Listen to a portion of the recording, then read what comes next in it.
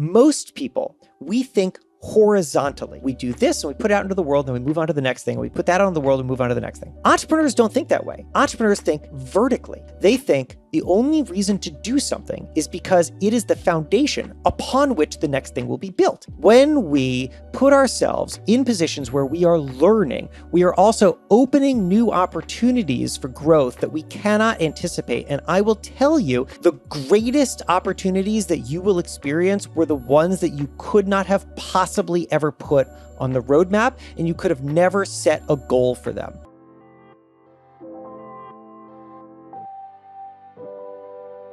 Hey, Jason, welcome back to Young and Profiting Podcast. I'm so happy to be here. Thanks for having me.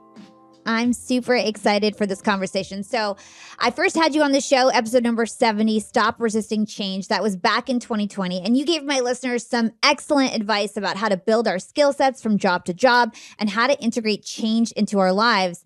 And this time around, I want to dive deeper on this topic of change in celebration of your new book, Build for Tomorrow, which is out right now. Super excited to get into all of that. And a quick introduction to all my listeners who may not know you. Jason Feifer is an author. He's a keynote speaker. He is a champion of change. He's also the editor-in-chief of Entrepreneur Magazine and is the host of several podcasts, most notably Build for Tomorrow, same title as his book. And Build for Tomorrow was previously named Pessimist Archive. And so I want to start here. And we run in a lot of the same circles. We're both big podcasters. We've got a lot of the same podcaster friends. And I remember when we first met, you were talking about this huge rebranding that you were undertaking. And you had this already popular podcast that thousands of people listen to called Pessimist Archive. And you decided that you were eventually going to change your name to Build for Tomorrow after lots of research and data and studies. And so I'd love to start there. Why did you decide to call your podcast Build for Tomorrow and now your book Build for Tomorrow? Yeah. Okay. So first of all, I have a friend named Rochelle DeVoe, and she is an audience insights researcher, and she did the research actually on my show. And she does, tons of other work. And she always tells people, you do not know your audience as well as you think you do. And when she tells CEOs this, they don't like to hear it because, of course, you think if I serve people, I know them. I know what they want and I know how to provide that. But that's not true, because the thing is, we tend to run on a lot of assumptions about the things that we think our audience wants or how we're best serving people. And we may not know how we fit into their lives. I'll give you a quick example, and then I promise I'll actually talk about this podcast that you asked. But this was such a revelation for me, and it has really driven a lot of how I now understand my own work and how I think other people can improve theirs, that I think it's worth understanding. So Rochelle, she has this process by which she, identifies the best customers for a brand. And then she understands, she interviews them, she talks to like that. And I asked her to tell me the story. I said, can you explain what it looks like for this kind of transformation to happen? She said, okay, there's a sock company called Vim and Vigor. It was started by an athlete who needed compression socks to help her feet feel better while she was performing. And so she makes this company, and they make these socks for athletes, and it does quite well for a while, and then sales level off. And they can't figure out why. And so they hire Rochelle. And Rochelle comes in and she identifies the best customers, which is to say, who are the people who are buying the most, who are the people who are the most engaged, who are the people who are leaving the best reviews. And she interviews them, and she discovers, Hala, this crazy thing, which is that the best customers for this company, which sells compression socks to athletes, the best customers are not athletes. They are not. Who are they? They are people who spend all day working on their feet. They're like nurses. And so this company had really been succeeding despite itself, because it thought that it was serving athletes, and it wasn't. It was serving a completely different audience, and it wasn't even trying to market to them. So once they knew that, they could change how they market, how they talk to people, things about the product themselves, and that unlocked the growth. So with that as context, that's what I did for my podcast too.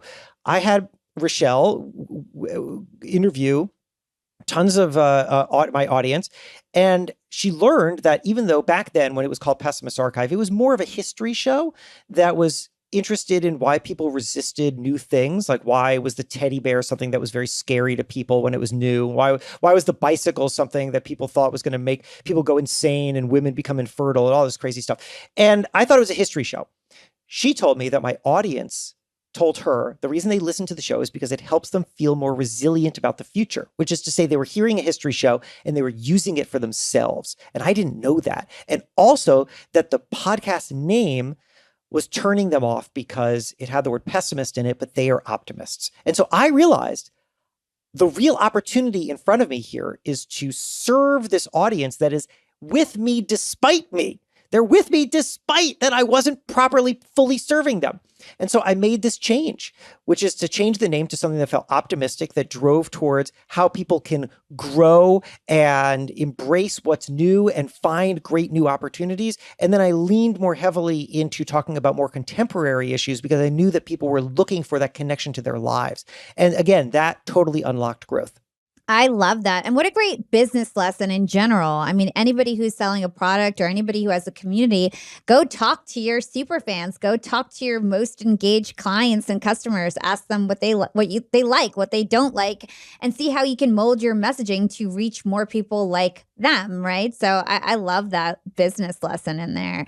So another thing that I want to bring up before we really get into the meat of this interview is this idea that we talked about last time you were on the show, but I wanted to bring it up again. It's called opportunity set A and set B. So you have this theory that you always have two sets of opportunities, opportunity set A and set B. Set A is all the things that you're asked to do, let's say at your job. It's the things that are things that you are supposed to do. And set B is what's available to you that nobody is talking about or asking you to do. So let's talk about that because I think that's how you really set off your whole career. I think this is another just broader life lesson that I'd love for my listeners who especially don't know you to know about. Yeah, I appreciate that. So you summarized it really well there. I call this work your next job. And I think that we should all be at all times building ourselves so that we are more relevant to bigger opportunities in the future. Because if you only focus on opportunity set A, like you just said there, which is just the things that are asked of you, you show up at work, what does your boss need from you? How are you being evaluated? If you only focus on that, you are only going to be qualified to do the things that you're already doing. But opportunity set B is where real growth happens. Now, what can that look like? Well, it's interesting because oftentimes I think people feel like if they're going to devote some time to something, and we should maybe talk next about how to find the time to add more to your day, because I'm sure people feel busy. They feel like, I don't have the time for that. So I have an answer to that. We'll get to it. But if you feel like, okay, if I'm going to devote time to something, well, I should know how it's going to pay off. And to which I say, no, I don't think that that's correct. I think that what you need to do is instead pursue the things that you find interesting, that feel like they're pushing you to expand or to refine, but that you don't exactly know how they're going to pay off on. Because the great thing about developing new skill sets is that they will come in handy when new opportunities arise that you could not have anticipated. Here's a random example. Let's say that you listen to the Young and Profiting show and you think to yourself, I would like to start a podcast. I should start a podcast. But you know what? Hala's really good at talking about business and growth. I'm more of a comedy person, really. I think I'm going to start a comedy podcast. And so you start a comedy podcast, and let's say that it's very bad, because most comedy podcasts are pretty bad. And so you put this thing out. And nobody really listens to it.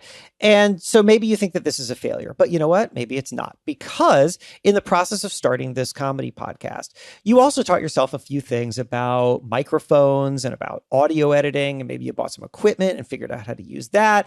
And then maybe, let's say, I don't know, your friend has a band and they reach out and they're like, we would like to record something. You have some mics and know how to edit stuff, right? Can you just record us? And you say, sure, why not? And so you do it and it comes out pretty well. And your friend tells other friends. And now you got other bands who are coming and asking you for help.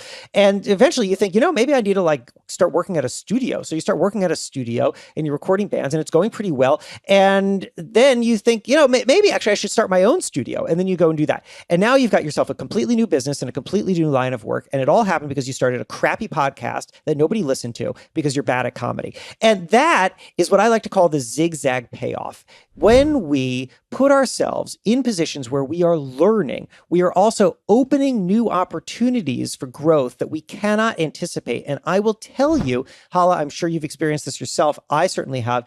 The greatest opportunities that you will experience were the ones that you could not have possibly ever put on the roadmap, and you could have never set a goal for them. I have gotten so much out of being the editor-in-chief of Entrepreneur Magazine. At the beginning of my career, I had never heard of Entrepreneur Magazine. It could not have been part of my goals because I never knew it existed. And what did I do? I instead just continued to push myself to develop new skills. And ultimately, eventually, when this opportunity arose, I had the necessary things that that the people who were hiring the editor-in-chief of Entrepreneur Magazine position were looking for. One of them, for example, I had gotten involved in the video department at Fast Company, which is a magazine I worked at years earlier. Nobody asked me to do it. Did it lead to a TV show? It did not. I didn't get any TV work out of being on video, but I did learn how to be on camera. And when people were hiring the editor-in-chief of Entrepreneur Magazine, one of the things they wanted was someone who could go out and represent the brand well, which meant being good on camera. It was a skill. I didn't know what it was for. I found out what it was for after. Push yourself to grow. I love this concept of zigzag payoff. I mean, you're zigging one way and then you ended up learning something else. So you're zagging the other way and becoming super successful. I mean, I can think about it with my own journey. I remember when I was working at Hot 97, it was a radio station. Funny enough, I started blogging on the side for one of the DJs, DJ Enough. That taught me how to do web SEO, graphic design, write. Then I started my own blog when I left the station. And I wasn't getting paid. I was following my curiosity, not necessarily the money, which I think is really important when you're trying to build new skills as a young person. Don't follow the money. Follow your curiosity, your passion, and just learn. I could not agree more. I think that we all need to have at all times a situational awareness of what we know and what we don't know, right? What can we fill in the gap on that's going to get us to the next step of our career? Earlier in my career, when I had a more straightforward career, I mean, now I'm kind of all over the place, but when I was a magazine editor purely for many, many years, and I can remember looking at a magazine and looking at the jobs that people were working and saying, here's what I know how to do, and here are the parts that I don't, right? Like, I know how to edit these short little pieces, but I don't really know how to assign and edit those longer pieces. So I better figure that out. I need the situational awareness, not just to say, oh, I'm so good that I can do it, but rather to say, let me put myself in a position where I can learn. Because like you said, the more that you do that, you set yourself up for whatever can come next. Now, I think that the zigzag payoff is a really wonderful way to think about what your potential career path can be, because what you just described, Hala, for your own career and what I've experienced from mine, there's a logic to it. You did this, which led to that, which led to that, which led to that, right? It's logical as it happens, but you could not have either predicted it or planned it. And it seems like crazy chaos if you zoom out too far from it. You're like, wait, so she started as she was blogging at a radio, and now she's got this company. How does that work exactly? But it makes sense when you actually go step by step. So what we need to do is just always be aware of how we can develop new skills that can open up that next step for us. Not because that next step is the final step or the best step, but rather because it is contributing to the growth that we need to eventually get the payoff we're looking for. And now the biggest excuse that people use when they're talking about gaining new skills is that they don't have the time, right? A lot of people say, like, especially if they have kids, a lot of people use time as an excuse. If they have a day job, they use time as an excuse. But you know what? Everybody has the same amount of time. So talk to us about how we can build the time to create new skills. Okay. Thank you for setting that up. Have you ever heard of Parkinson's law? No. Parkinson's law states that work expands to fit the time allotted. Work expands to fit the time allotted, right? So if you have a lot of time to do a project, it will take a lot of time. If you have a small amount of time, it will take a small amount of time. This is just a truth. All right, so let me set that aside for a second and tell you this. Here's what I've figured out. And speaking as a guy who things that I do. I run this national magazine, Entrepreneur Magazine. I host 2 podcasts. I do quite a lot of speaking, so I'm traveling around a lot. I wrote this book. I do some television development. I do startup advising. I'm doing a lot, and I have a 3-year-old and a 7-year-old, and we do not have like help at home. I don't have a large team. I am doing all of this myself. I got a newsletter, everything. So how am I doing this? Here's the answer. Time is like a balloon. So if you are to fill a balloon, or rather, I think it's important to say, what we say often, just to remind people, because this is what you just said, is we say, I don't have the time. If only I had the time, I would do that. If only, yes, I would love to do that. If only I had the time. But nobody just has the time. Nobody has an hour or two to just fill in their schedule, right? Because of Parkinson's law, because our work will always fill the time that we have. So nobody just has the time. Time is like a balloon. You know what we don't say? We don't say, I am going to expand this balloon so that I can fit air into it. That is not how you fill a balloon. You do not expand the balloon and then fit air into it. It doesn't work like that. How does it work? You blow air into the balloon and then it expands. Similarly, time. You do not say, I shall make the time for something and then I shall do that thing. No, because you will never have that time. Instead, what you do is you add the stuff to your existing schedule. Time expands under pressure, just like a balloon expands with air. So when you add more to your day, I will tell you what you do. You are forced then to rethink how you do everything else. Am I doing this efficiently enough? Am I doing this for a good reason? Maybe there are some things that you're doing that you should just flat out drop because it's not actually getting you something. Maybe you're going to say, here's one thing that I did one time. I have my podcast Problem Solvers. I used to do with this like whole highly produced script thing, and it took forever. And I eventually realized, you know what? I need to find a more efficient way to do this show. I rethought the entire show and I cut in half the amount of time that it took me to make that show. And then I was able to use that time for other things. The more that you add to yourself, the more you will force yourself to be more efficient and thoughtful about how you use all of your time. Then you will be able to do more, and you will also drop the stuff that doesn't really matter. I love that. It forces you to prioritize.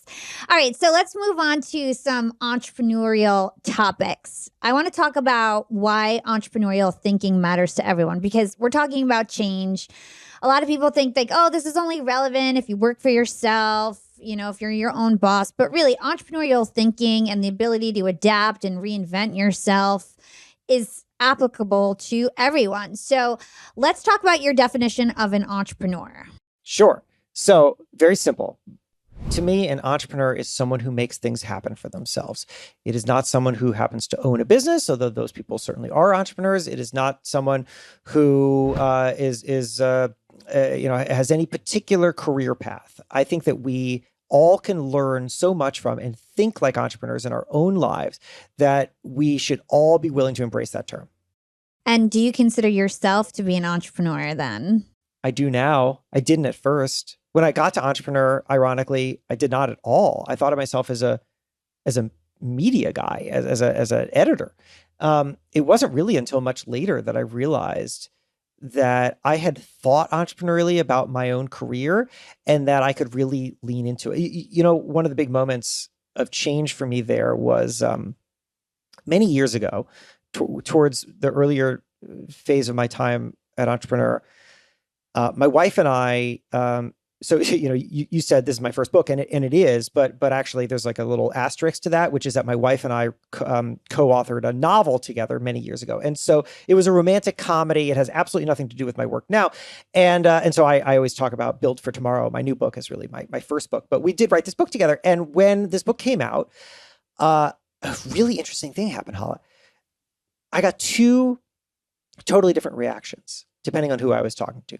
To my media friends, to my writer friends, when I said that we had sold this romantic comedy, they always said, that's awesome. Congratulations. Like, it's so cool. And then when I told entrepreneurs about it, they said, oh, that's interesting. What are you going to do with that?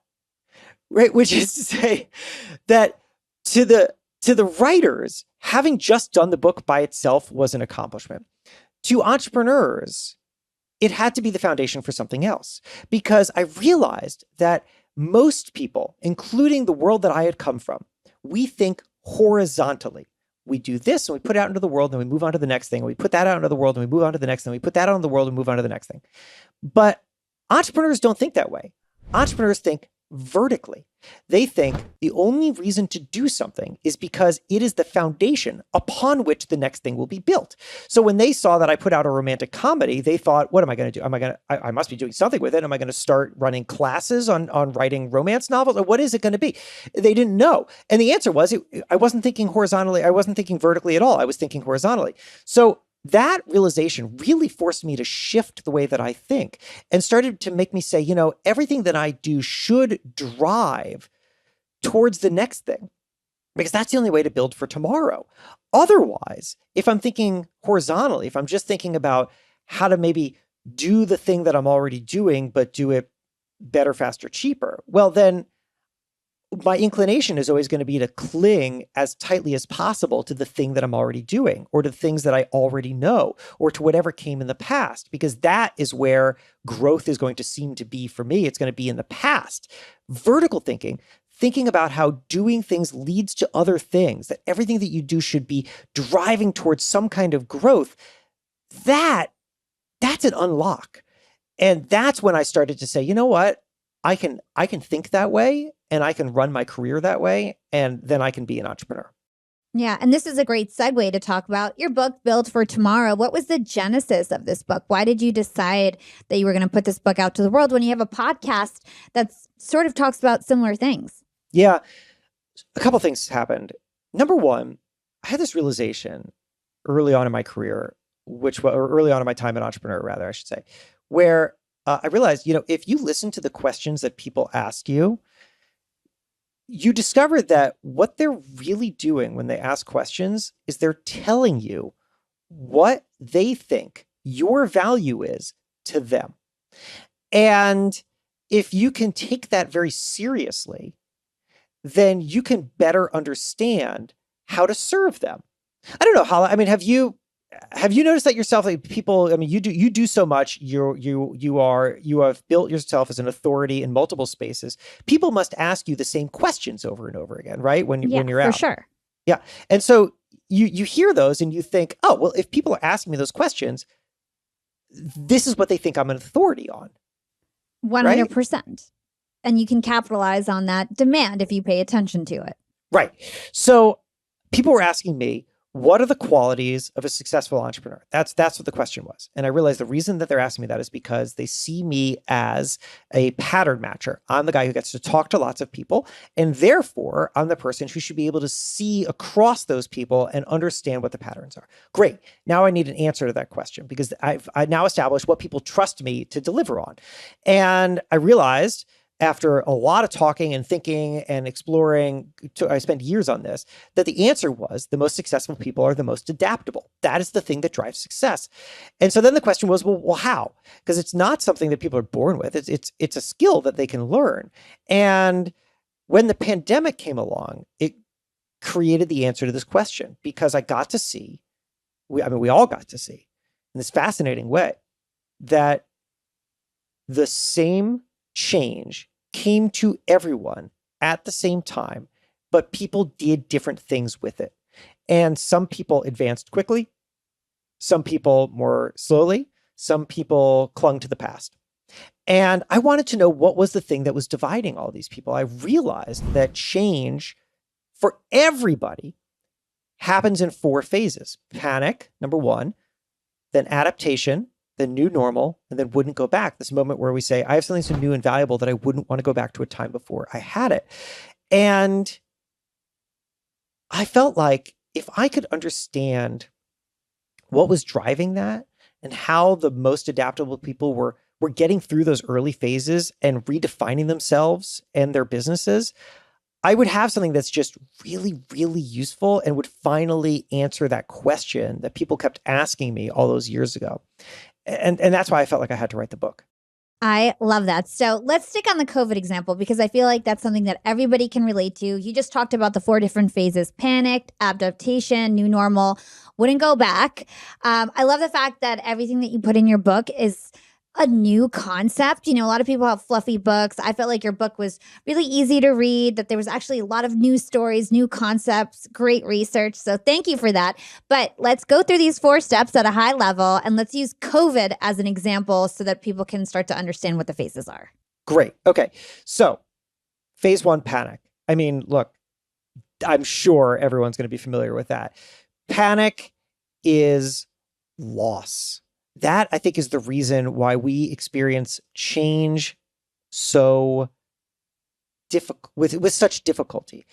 Now, look, the pandemic is a unique experience in that there was very real and tangible loss for a lot of people, right? And so let's not discount that or treat that as if it's a minor thing. It's not, but what we often do, whether it's during a global pandemic or just a change at our jobs, is that we immediately equate change with loss. We say, because this is changing, I will lose this thing that I'm familiar with, this way of doing things, or this status that I have, or this system that I've built, and because I've lost that, I will now lose this other thing. Because what we want to do, we always want to know what's coming next. And so we're going to extrapolate based on whatever information we have. If we see change as loss, so we're going to extrapolate the loss. We're going to say, well, this changed, and therefore that changes, and therefore I lose this, and therefore I lose that. And that suddenly we feel like we're in a tailspin. And so what we need to do to start getting through the panic stage is we need to, 1, recognize that this is what we're doing. And then 2, drive ourselves to identify gain.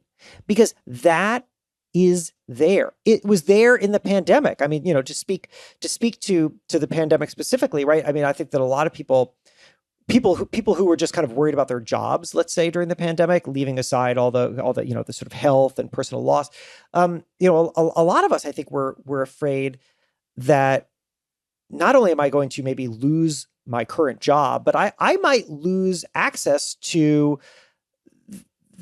my ability to ever do my job, or the way that I do my job. I was hired in the early days of the pandemic to speak to a pharmaceutical company, a major global pharmaceutical company.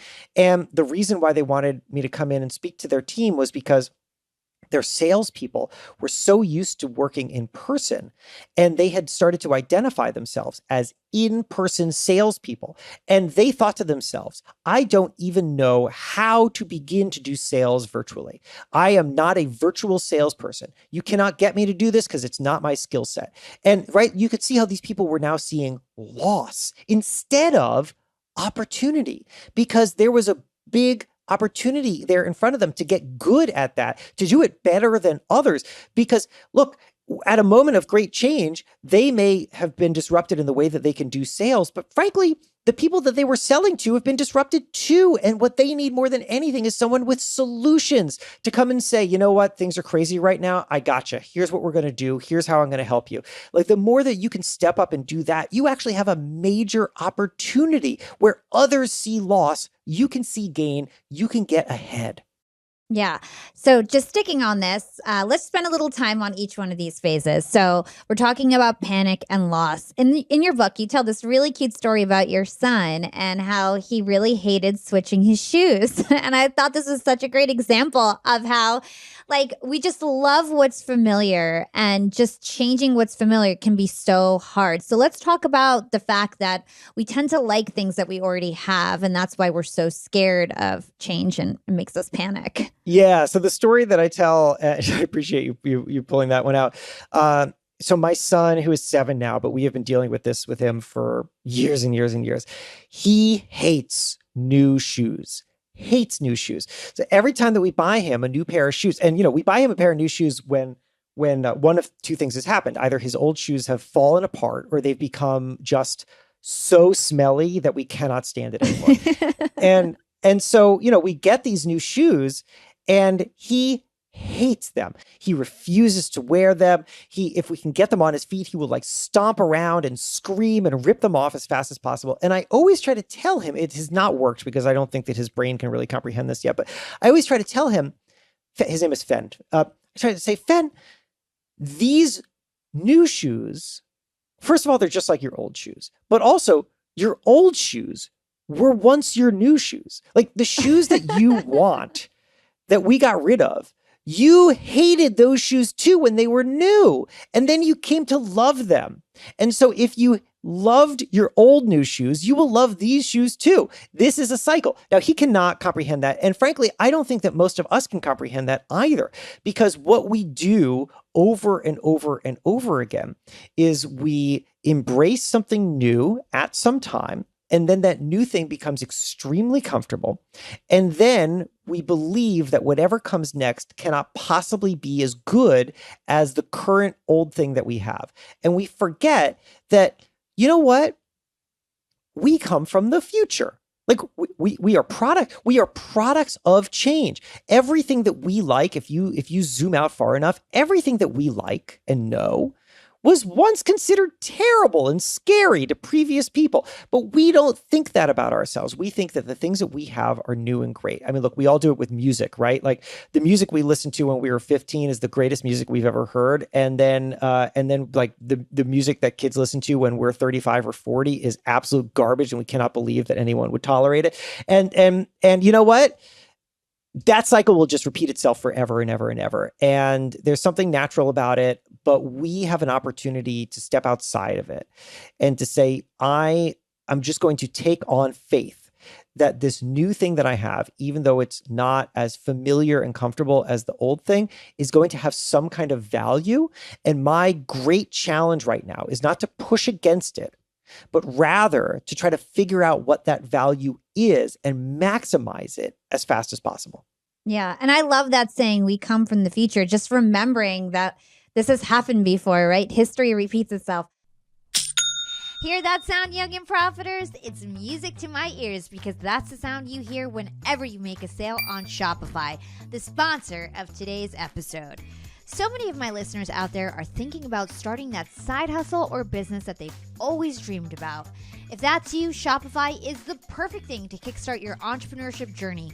If you really want to make your dreams happen, you've got to put some skin in the game, yeah, fam. You've got to invest in your dreams. Shopify is an all-in-one e-commerce platform to start, run, and grow your business. It's one of the most helpful tools that any business, regardless of size, can use. From helping you design your online store, to providing key analytics, to even handling online payments information, Shopify makes it incredibly easy to run an online store. Shopify gives entrepreneurs the resources that were once only reserved for big business. Now startups can sell just like the big dogs. With Shopify, you can synchronize online and in-person sales, and you can reach customers across every major social network. For example, Facebook, Instagram, TikTok, Pinterest, you name it. The best part is the data that Shopify provides. They have incredible data insights. You can gain insights as you grow with detailed reporting on conversion rates, profit margins, and so much more. Scaling your business is a journey of endless possibility with Shopify. Shopify powers millions of businesses. In fact, everybody I know who has an online store uses Shopify to power their business. Shopify will help you from first sale to full scale. If you're looking for a sign, young and profiters, to start your business, this is your sign. Go ahead and start that side hustle you've always dreamed of. Start that business you've always thought about. Launch your product. This is your future. This is possibility, powered by Shopify. Go to shopify.com/profiting, all lowercase. Young and profiters, that's really important. It's case sensitive. So that's shopify.com/profiting for a free 14-day trial and get full access to Shopify's entire suite of features. Yes, you can use Shopify for free for 2 weeks. Grow your business with Shopify today. Go to shopify.com/profiting right now. Again, that's shopify.com/profiting. So something that I love about you, Jason, and for those who may not be familiar with your work, you're like this history book, in my opinion. You've learned so much about the past. You know so many different stories. So I think this would be a fun place to kind of talk about what were some of the normal things that we take for granted today that people were really scared of back in the day. Oh yeah, I appreciate that so much. I had mentioned teddy bears earlier, so I'll pay off on that one in case people were curious. All right, so there was a national moral crisis in America in 1907 over the teddy bear. The teddy bear. People thought that the teddy bear was dangerous, damaging. Schools were banning teddy bears. Priests were preaching against teddy bears. Now, what was happening here? What was happening was that there was, and we got to go back to the social standards of 1907, which are very, very different from ours, where the belief was that women, or rather girls had one job, and that was to grow up and become mothers. And dolls, when they played with dolls, the belief was the doll helped them develop a maternal instinct. So you had these traditionalists in 1907 who were seeing teddy bears, which was a brand new thing. Teddy bears were invented only a few years earlier in Germany, and then they'd come over to America and they'd like become a big sensation. And they were seeing girls set aside the dolls and play with the teddy bear. And they were saying, if the girl is playing with a bear instead of a doll, she will not develop a maternal instinct. And then she will, of course, not grow up to be a mother. And then that will be the end of the human race. That was their real belief. And right. And that's crazy. That's crazy. But I will tell you that we do versions of that too, where we see some kind of change and we draw it out to the nth possible degree, right? We say that, oh, because children are now, I mean, just to use another societal example from now, because children are now communicating on social media, they will never learn how to interact in person, and they will have social issues forever. And look, that's not to say that there isn't downsides to using social media and that people can't have negative experiences, but that is just not being borne out. People have learned how to use new things in productive and unproductive ways. And that's just the cycle. That's how it is. So over and over and over again, I think what we tend to do is that we tend to confuse the thing that we're seeing with the foundational change that it represents. What I have found throughout my own studies in history is that we fear that new things will replace old things. That's why people feared that the teddy bear will replace the doll, and therefore everything that they associated as good with the doll. But that never happens. Instead, what happens over and over again in our own personal lives and also societally is that instead of replacement, what we see is integration. We see that we take the best of the old and the best of the new, and we combine them together, which is the reason why children today play with teddy bears and dolls. And it's the reason why we have cars and bicycles. And it's the reason why we listen to Spotify, which was once the recorded music technology was, when it came out in the turn of the century, was absolutely, it was treated as just the end of times to musicians. Musicians hated recorded music technology. They hated radio. Now we listen to Spotify and we also sing to our children. We do both of those things. And in work, we aren't all going to never go back to an office again. We are all not going to just completely alter the way that we work in some kind of unfamiliar way. We will take the best of the old, we will take the best of the new, we will combine them together. And we have an opportunity at all stages to be an active participant in doing that. What a big lesson right there. There's always a middle ground, right? There's always a place where the new and the old can meet and kind of live in harmony. I think that's such a great lesson in itself.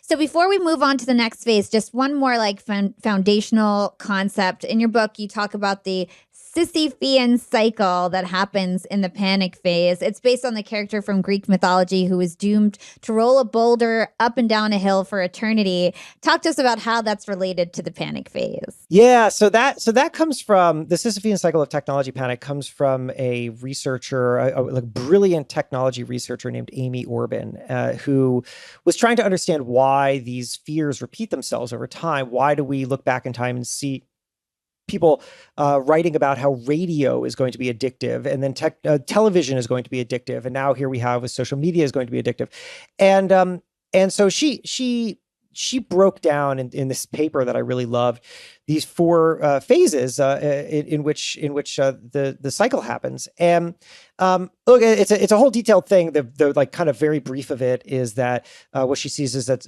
there's a new thing, and people are concerned because it appears to impact what they consider to be a vulnerable population, typically children, but also women, because there's a lot of a lot of men out there who think that they know better. And so once there's enough little kind of worrying bubbling in the culture, media picks up on it, because of course media is very interested in what people are concerned about, and so starts reporting on it. And then politicians say, aha, here's something to get worked up about. And now there are like hearings being held. And once the politicians are very interested, money starts to become available to study these things, to figure out what's really going on. And so scientists now have funding available to start to do research into what are the long-term ramifications of X or Y change. But here's the problem. Science takes time. Science is a process. It takes many years to come to a good answer. And what we typically see is a scientist will publish something, and then somebody else will review it, and they'll say, I don't know if that's quite right. And they'll do a kind of different study, and we'll eventually get to a better place of understanding. But this process of the Sisyphean cycle doesn't really have time for that. And politicians certainly don't have time for that, because politicians want answers now. So what happens is the first alarming studies from the first people who do these studies get trotted out in the halls of Congress or whatever, and you get kind of crazy kooks, or just true believers who don't really have their methodology quite right, like Frederick Wortham, who was the psychologist who claimed decades ago that comic books were incredibly dangerous to children. Frederick Wortham had a whole big hearing in front of Congress, and it led to this massive censorship in the comic book industry. It was completely terrible, and it stifled creativity for a generation. It was awful. But this is what happens. And then, so the early science gets picked up by the politicians, and the politicians make a lot of hay out of it. And then, of course, they either don't do that much, or they pass something that is kind of meaningless, but makes people feel like something was done. Ultimately, in the end, nothing really gets accomplished. Everybody spun their wheels for a long time. And then we all move on to the next thing, because then some other new panic comes along, and the media picks up on some new thing. And we start the process all over again without having learned anything. And I think that there's an important lesson here for individuals. And that is that we do not have to put ourselves through our own versions of this. You don't have to listen to every fear-mongering, crazy thing that you hear in the news. And you also don't have to get worked up every time that somebody says, you know what, this terrible thing is going to happen.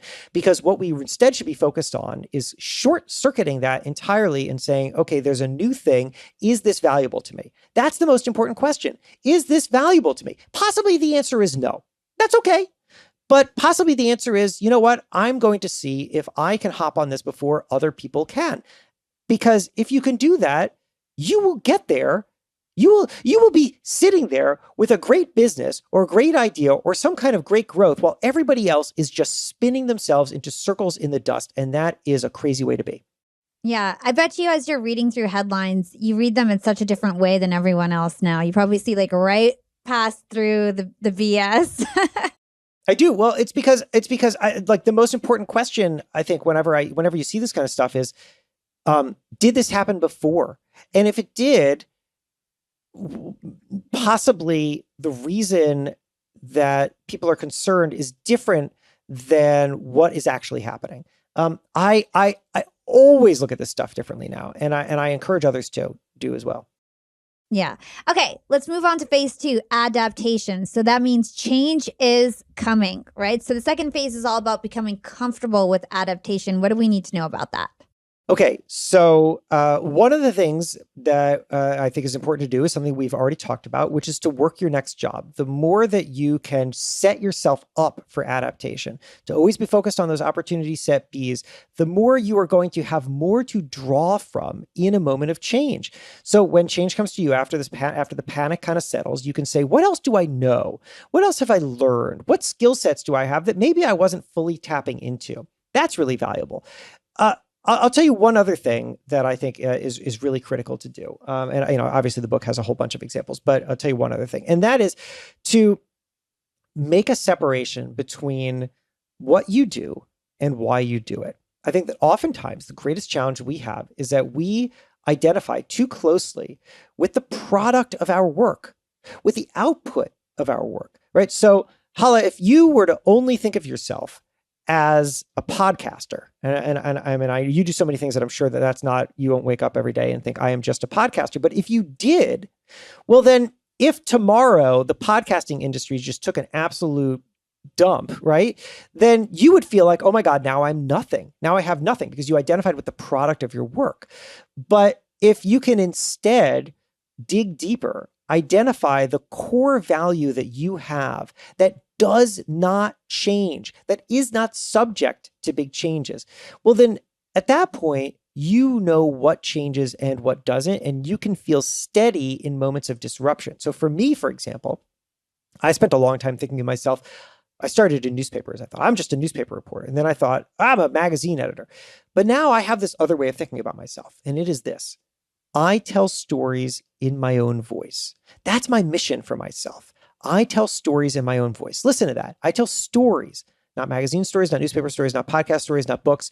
Take one away from me and I still have a million other ways to tell stories in my own voice. I am now setting the terms in which I will do the work. And I think we all need to push ourselves to have some version of that, something where we know what we have to offer regardless of what changes, and how when one door closes, we know how to open another.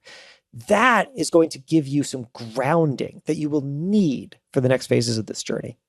Yeah, I completely agree. I think about my own journey. I've always wanted to be a positive voice for my generation. When I was 20 years old, I thought I was going to be a singer. And that's how I was going to accomplish it. Then I thought I was going to be on the radio. Then I thought I was going to be like this blogger. But the platform always changed. The avenue always changed, but the mission never did. So I completely agree with what you're saying. I love that. And I love that phrase that you have there, a positive voice for my generation, because you can see, and people should really step back and watch how once you have a filter like that, everything else flows from it. So you can even the name of your show, right, is a version of that thing that you just said. A positive voice for my generation. Okay, my generation, there you have young in your name, and then a positive voice, you're talking about profiting, you're talking about growth, right? Like once you have that filter, it shapes literally everything that you do. And I'm sure, Hala, like there've probably been people who bring you opportunities and maybe they even pay well, but you look at them and you say, but you know what? This is not really a part of being a positive voice for my generation. And therefore I understand why I should say no to this, because it's going to be a distraction. Yeah, 100% helps you figure out what you need to say no to. So one more question in terms of adaptation. Why do we need to overcome the fear of permanence? So why is fear often feels like it's forever? Why do we need to change that thinking? Well, I mean, the answer is because we will constantly be changing. Everything that we do will eventually feel old. Something that Katie Milkman told me. She's a Wharton professor. I love her. Yeah, she's fantastic. She said this goes to your question. She said one of the problems that we have is that we think that everything that we do must be a long-term commitment, and therefore it feels very scary to try something new because we feel like, well, we must forever commit to it. But if we were to just think of things as experiments, that everything that we're going to try is simply an experiment. We're going to run an experiment for some amount of time. It doesn't mean that we fully committed to it. Well, then suddenly everything feels a little different. It feels like, well, it's just an experiment. Might as well try it out, see what happens. Can't hurt, right? Similarly, I just interviewed, Katie is in the book. Annie Duke is not, former poker player, best-selling author, who's a decision-making expert. I just interviewed her about this new book that she has about quitting called Quit. And she said, it's helpful to think of things in terms of dating, because if you imagine what would happen if you had to marry the first person that you went on a date with. Your approach to dating would be pretty different, wouldn't it? Like it would take a very long time to even try to go on a date. You might be so paralyzed with fear that you never go on a date. But the reason why we are able to date, if we're in that phase of our lives, is because we can quit. We can try, we can go on a date. We can see if somebody is compatible. We can try that out for a while. And if it doesn't work out, we can quit. And that's what we need to do with everything else. We try out new ideas. We try out new opportunities. Everything that we're doing, we're dating ideas. We're dating opportunities. And we should be able to walk away from them and say, that wasn't so good, but maybe I learned something. And I can take that learning and apply it to something else. But I don't have to fully commit to that. I think permanence, the idea of permanence, really, really holds us back from trying anything. Because if something's going to be permanent, well, we got to make sure that it's the best thing possible. And there is no perfect. And there's no way to know if something's going to be perfect until you start doing it. Great advice. All right, let's move on to the third phase, new normal. So change has arrived. It's avoidable. It's inescapable. This is where we have to embrace this new change. So what's your guidance for this step? Okay. So one of the most important things I think that we can do is to build off of actually something that we just previously talked about, is to treat failure as data. We struggle with failure. Understandably so. Failure is hard. Every time that I've failed at something, it's been a real gut punch. But what if we instead just reframe every negative experience as, what did I learn from this? This had to have told me something. And what is it? I mean, I talk to entrepreneurs all the time who are so grateful for the failures that they went through, because it taught them what people needed and what they didn't. It taught them what was good about their idea and what wasn't. I've seen, there's so many classic stories. Stuart Butterfield had a failing video game company and then decided to spin out the internal communication system that they had built for the video game into its own company, and that became Slack, and then that was the success. There are endless versions of that, and I think that the more that we can, and it's hard. I know it's really hard, but we're going to go through this, this phase of new normal, where we're going to have adapted. We're going to have tried to figure out what new things do we have to work with. We're going to try to implement some of them. We're going to try new things, and they're not always going to work. But when you fail, you know something that other people do not. You learn something by being on the front lines of that failure that can inform the next thing that you do. So it's worth stepping back and just saying, what did I learn from that? Because when you drain the emotion out of that, well, it gives you a whole new way to process it. One other quick anecdote on this is I interviewed Michael Dell of Dell, and he told me that he actually keeps mementos from the company's failures in his office, like products that failed. And the reason is not because it's a kind of graveyard of bad ideas, but rather because he wants to remind himself and his team that they learned so much from trying, taking a risk, doing something that didn't work out, informed the next step that they took. And that step led to success. So these wonderful, wonderful failures deserve a place in his office because they drove growth too. It's so interesting that you're talking about this. I interview a lot of people. I've been through my own up and downs. And lately, whenever somebody talks about failure, I have an image of a house, right? And every time you fail, the house collapses into the foundation, and the foundation gets more compact and more strong. And then you build the next house, and then maybe that crashes down, but your foundation gets more compact, more strong. And I just think about my own journey. I was rejected by radio. I was rejected by satellite radio. I was rejected by TV. But then by the time I had my podcast, my foundation was so strong that nobody could tear down my house, And so I always think about that analogy now.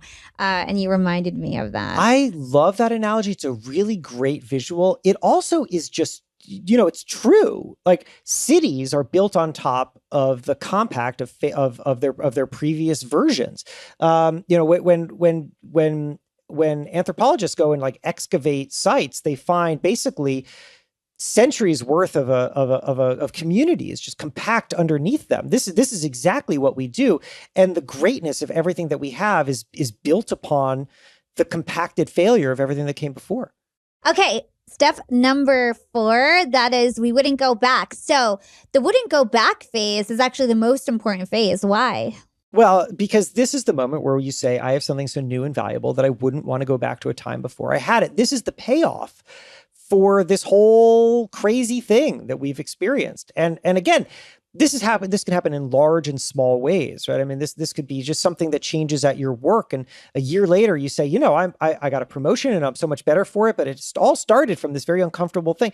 Or it could be that the pandemic came and you lost your job and you had to figure it out. And now you have a whole different career. Maybe you built a car, who knows, right?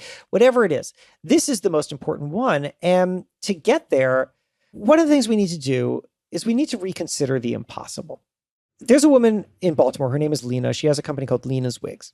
And she, she operated Lena's Wigs as a storefront, a storefront, people walk in off the street. And then the pandemic arrived and she could no longer operate as a storefront anymore. She didn't know what to do. So she's looking for solutions. The only one she can come to is something that it's not some crazy, wild new ideas. She was aware of this as an option, but she had never taken it seriously. And that is appointment only viewing. To make her company appointment only, you got to make an appointment to come in and look at a wig. Now, why did she never do that before? Because that sounded like a terrible way to run a business. Why add friction to your customer experience? You want to just let people walk in and at their leisure, which is why she'd run it as a storefront. And frankly, she had also hired a person to greet the people who come in off the street like a normal store would. Okay. But she cannot operate as a storefront. So she goes to appointment only. And when she does, she discovers 2 amazing things. Number 1, customers are happier. Number 2, sales and profits go up. Why? Well, 2 reasons. Number 1, because people who walk in off the street do not buy wigs. They don't buy wigs. You know what they do? They like to look at wigs. They don't buy wigs. So the person who was coming in off the street is not her customer. And she was spending money on a person to greet these people who are going to come in off the street and never buy something. Now, number 2, who is her customer? Her customer is someone who's shopping generally for a very personal reason, a religious or a medical reason. Those people are very happy to have a private appointment. Very happy to explore wigs without a bunch of randos coming in off the street. So as Lena was operating her company the way that she thought she had to, she was actually creating a worse experience for her best customers, and she was spending money on people who would never spend money on her. That is a crazy way to run a business, but that made sense. It made sense because she had split into 2, what she thought was possible and what she thought was impossible. Possible, running a storefront. Impossible, appointment only. And then she was forced to reconsider the impossible, to say, what if the ideas that are best for me were ones that I actually left outside my box? What if I actually need to look around and say, the things that I thought were the best ideas are no longer working? What happens if I try something that seemed too difficult or too challenging or too impossible? And when we do that, I will tell you, I hear stories about this all the time. When we push ourselves to do that, we discover that there is so much growth left for us. And it came from places that we didn't take seriously. We must, as this guy, Brian Berkey, who's also a Wharton professor, I talked to a lot of Wharton professors, he told me, he said, a moment of crisis forces us to shift the window on what we collectively take seriously. To shift the window on what we're willing to take seriously, right? We have options. We have infinite options. We narrow in on what we think the good options are. And I will tell you something, we're not correct. There are other good options available. And what we need to do is push ourselves to find that better one. And when we do that, we will say, of course, well, I wouldn't want to go back to the time before I had that. Amazing. Well, guys, young and profiters, I want you to go pick up Jason's book, Build for Tomorrow. He also has a podcast called Build for Tomorrow. Jason, we always ask the same couple of questions to wrap up the show. The first one is actionable advice. So what is one actionable thing our young and profiters can do today to become more profiting tomorrow? Okay. Here's what I want you to do. Grab a piece of paper, write these words on it. I will do the best work with the resources available. That is not a sexy phrase, but it is my motto. And the reason it is because it is a reminder to me that I cannot compare myself against what I would be doing if I had more resources, more time, more money, more people, more whatever. Instead, I want to focus on what I can do with the resources available. What is actually possible for me to do, and how can I be smarter about it? Do not overwhelm yourself with comparisons against what you simply cannot do. Work within the resources available. You will succeed. That's fantastic and so practical. Okay, so last question. What is your secret to profiting in life? Ooh, I think that my secret to profiting in life has been that relationships matter above all else. It's funny. I could probably have run a different playbook, and I probably could have been a little more cutthroat in the way that I did things in my career. And I probably could have alienated more people and possibly been making more money now. But to me, that's not profiting. To me, profiting is doing really well and building every part of your life. Chip Gaines from Magnolia, Fixer Upper, Chip and Joanna Gaines. Chip, I love Chip. And Chip and I were talking once, and he said that, the thing that is most important to him is building a network. It's about identifying the people that matter and building something so that they all can thrive and succeed inside of it. And I really love that. And I have found that when I do that, opportunities come. This book that we've been talking about, Build for Tomorrow, you know where it began? It began on a playground with my son's friend's dad, who I was just chit-chatting with as we killed time on a playground. And I was telling him about my podcast, and he said he'd check it out. Turns out he's a book agent, and a pretty successful one. His name is Matt L. Blanc. And we became really good friends, and we was talking about this book. And then in the very beginning of the pandemic, he calls me and he says, Jason, we've been talking about doing a book on change for a long time. Everyone is going through massive change right now. It's time to do it. Now, could I have gone around and been like, you know what? I could be a fancy author. I should find like the biggest shot agent in the world. No, Matt is a great agent. He knows his stuff, and he's a friend, and we built a relationship. And that means that he's going to care about me and I care about him, and we're going to do great things together. And that is how I run basically every part of my business. I work with people who I build relationships with, and it has gotten me very far. Yeah. And not to mention, it's probably more fulfilling. You've got a lot of friends along the way. It's not all about money. So Jason, yeah, where can everybody go find, where can everyone learn more about you and everything that you do? So you could pick up the book, Build for Tomorrow. I hope you will. You can find it anywhere you get books. If you cannot think of a place that sells books, well, I will help you out. jasonfeifer.com/book is a great place. Also, if you want to reach out to me, I would love to hear. And Hala, I have heard from many young and profiting listeners from being on your show before.